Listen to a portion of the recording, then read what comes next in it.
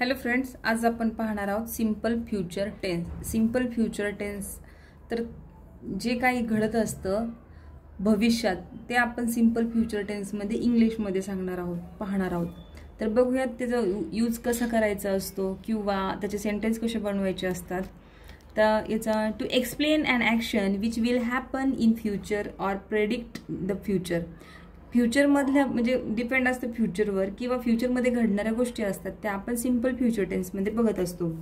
आणि त्याचं स्ट्रक्चर आहे बघा, subject plus will plus V1 plus object. आता तुम्ही म्हणाल की इथे शाल पण असतं, बरोबर आहे तुमचं, शाल पण इथं असतं. पण जर आपण ग्रॅमॅटिकली जर विचार केला तर फक्त आय सोबत आणि वी सोबत या दोघांसोबतच आपण काय यूज करत असतो, शाल.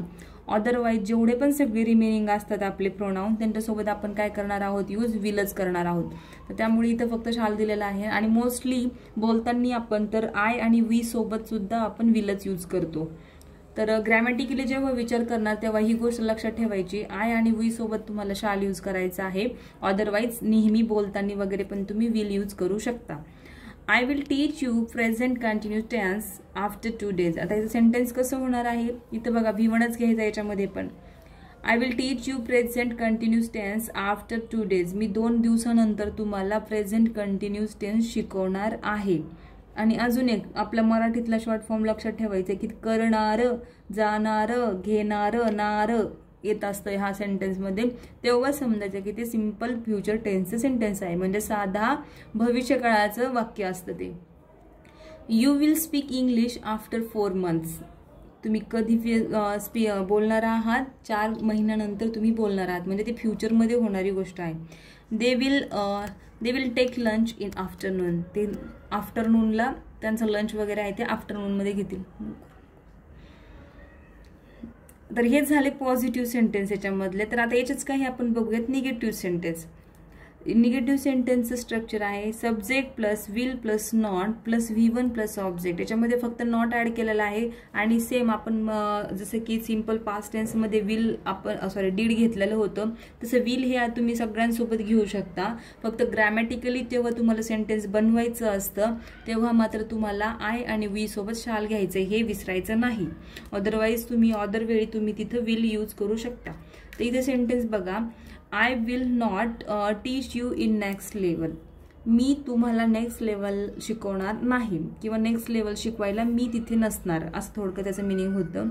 They will not come early in the evening. ते कधी म्हणजे ते येणार नाही, इव्हिनिंगला ते लवकर येणार नाहीत. Aakash will not work with you. Aakash तुझ्यासोबत काम करणार नाही. My mother will not come on Monday. माझी आई मंडेला येणार नाही.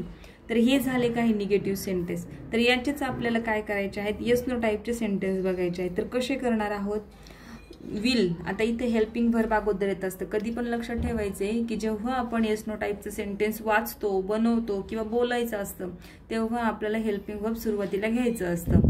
तर will plus subject plus V1 plus object. करणार का, घेणार का, जाणार का, हे लक्षात ठेवायचं. एक्झाम्पल बघा, will you play chess with me. तू माझ्याशी चेस खेळशील का. Yes, I will play chess with you. No, I won't. इथं वॉन्ट पण घेऊ शकतो किंवा विल नॉट पण म्हणू शकतो. ओके, दोन्ही पण म्हणू शकतो. Play chess with you.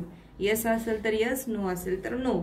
Will Rohan complete his project? Yes, Rohan will complete his project. No, Rohan will not complete his project.